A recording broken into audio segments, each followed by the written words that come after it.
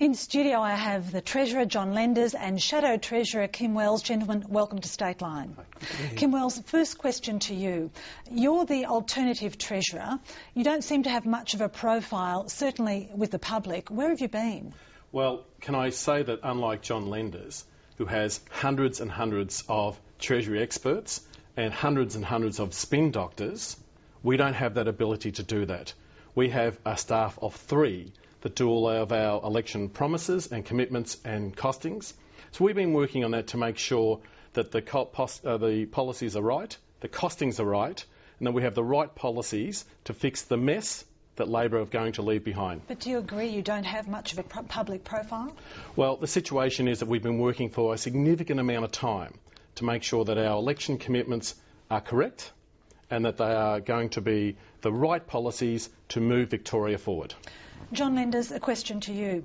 Surely being a good economic manager, as you boast of being, includes being prudent with spending, not wasting money. How do you explain the $1 billion cost overrun on Myki, the $2 billion cost overrun on the diesel plant, $1.6 billion for the smart meters, fast rail blowouts, and the list goes on? Is that good economic management? I'll start, Josephine, with the fast rail. It's something that Mr Wells and the media often comment on and say that that was a cost blowout. Yes, the costs of the fast rail were more than we forecast when we were in opposition. But we now have fast rail to Ballarat, Bendigo, Geelong, the Latrobe Valley. The system is running, the commuters are using it, and I think there's a lesson for Mr Wells in this. We put that figure out in opposition uncosted.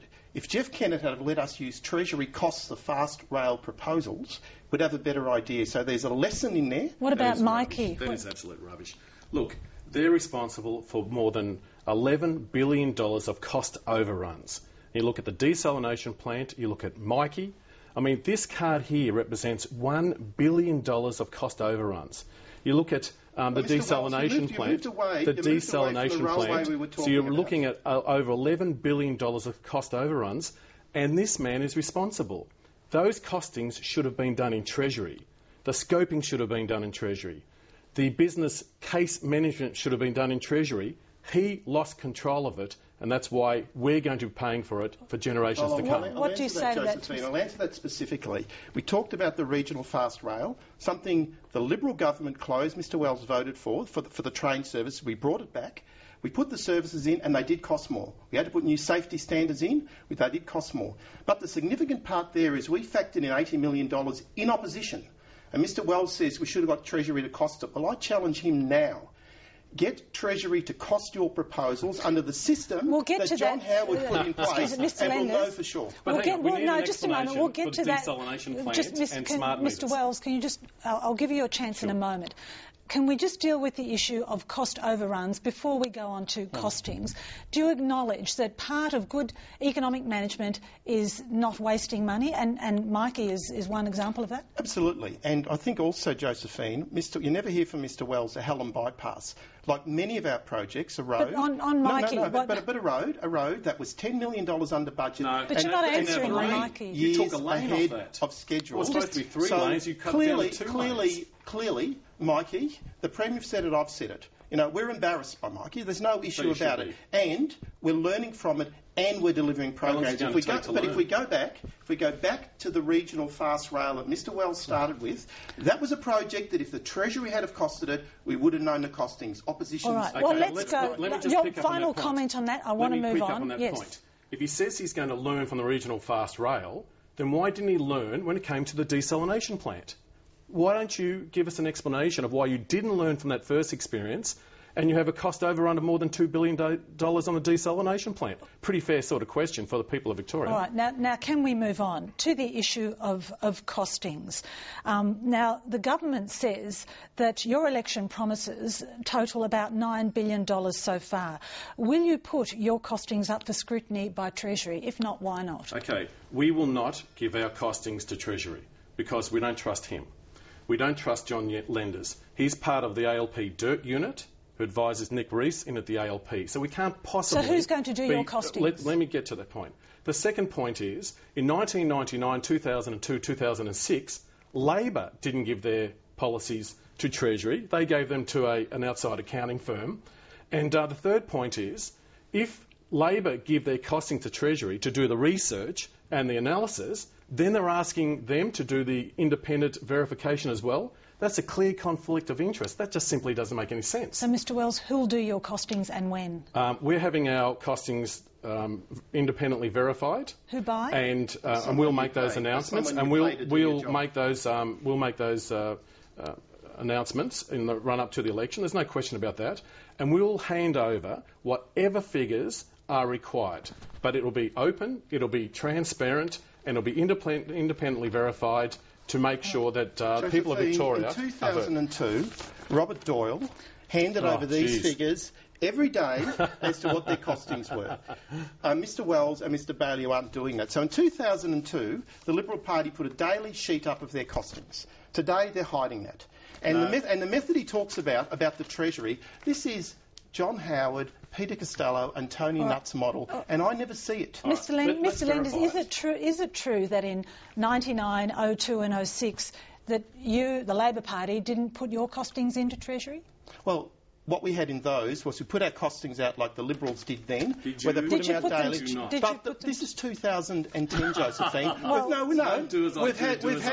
Labor Party. The Labor Party did not do that. The Liberal Party has backed off the transparency at them. But the point is, 2010 we had a federal election where the debate was over Treasury costings. We agreed to do it, and of course the federal independents exposed what Tony Abbott was doing by not submitting it to Treasury. They had a $10 billion black hole. So can I put to both of you? Would you agree in the next government to do what Julia Gillard has done, and that is set up an independent parliamentary budget office to scrutinise both sides of promises? Would you agree to that? I'm interested what Mr Wells Would you agree to that? I can give you an even better answer. I'm happy, if you're happy, to hand over your costings and our costings to the Auditor-General next week. Why don't we do that as a bipartisan agreement? Because, as I said, we don't trust you because of your connection with the Dirt Unit, but we do trust the independence of the Auditor-General. This is just absolute scurrilous. He's attacking the professionalism of Treasury. He's attacking individual people. Attacking your professionalism. I don't see the figures. They go to Treasury. You're attacking independent public service. So the Auditor-General is an independent person, and we're happy to hand them over to the Auditor-General if you're prepared to do the same. So let's make an agreement now. Josephine, he's not saying what Robert Clark said earlier this week. It's fascinating. His Shadow Finance Minister earlier this week said they would fund this parliamentary office, and of course, without costing. I'll put that question to you, but Mr Wells, would you do that in government? Agree to set up such an office? Yeah, we announced that. We announced that earlier in the week with oversight from the Auditor-General. Would you agree to it? He announced it without costing. It's a classic. He announced to get a policy without costing, expecting to be agree to doing We that? obviously will look at transparency. We're the people who gave the Auditor-General powers. We're the people who actually brought in this Treasury costing. Yes? Of course we'll look at anything that's transparent. All right, can I move on, gentlemen? We agree to do it. Can I move on? Without costing. Like everything else, you promised to do something without a cost. Are there 10 accountants, 10 economists, 20 accountants, 20 economists? Tell us your figure. Give them to the Auditor-General. Are you happy to give them to the Auditor-General on Monday? Gentlemen, this is not the Parliament. I'm not the Speaker, but can I ask for some order, please? Mr Lenders, what's Victoria's debt at the moment? Victoria's debt at the moment is in the order of $8 billion, and that is about 2.5% of our economy. And Josephine, Japan at the moment has 200%, Germany 140%. Our debt went down every year in Victoria till the global financial crisis, where we dealt with shoring up jobs, and now it's coming down. As you see in the pre-election budget update, it's $159 million less than it was at budget time. So is that the total debt? That's the debt you said what Victoria has now. Look, that is more spin and rhetoric from the Treasurer. The amount that's been forecast in the budget papers of total public sector net debt is $31.7 billion. And the interest bill on that is $3.2 billion per year. That's what the figure is. And for you to come out and say $8 billion, you're not giving the full set of figures. And let me go a step further. And let me just go to a full step. When we went to Treasury the other day and had the PBU update, we asked for that figure, the latest figure on total public sector net debt, and we will not get that figure before the election. And I'm insisting that you have that figure released because the people of Victoria need to know what debt is before we go into a vote. Now, can we, because we haven't got a lot of time left, what do you say to that, Mr Lenders? Well, what I say firstly is Every year we've been in government, our debt has come down. Till the global financial crisis, well, we invested in jobs. Well, read the 10,028 pages of budget papers, you might learn something. That is fact. That is and we have protected jobs. We saw job growth last year, 97,000 new jobs, and since the GFC has eased, the debt's coming down. The public pre-election budget update figures show that. Mr Wells knows that, but he's on a scare campaign, and his leader is promising billions of dollars in expenditure without even acknowledging it. Mr Wells, what have you actually promised? What have you actually promised so far to spend in this election? Can you tell the Victorian people that? I say it's $4.4 billion recurrent, and it's more than that in capital. Can you say what your leader's promised? Let me pick up on this point. Can I just pick on this point? Mr Lenders, you can't answer what your leader's promised. But you've said $17 billion one day, then you say $8 billion. Last night you said $9 billion. What do you say you are all over the place, can I just and no one understands. You say you have promised. You won't give it to Treasury. Mr Lenders and Mr Wells, we are running out of time. One very quick question from both of you.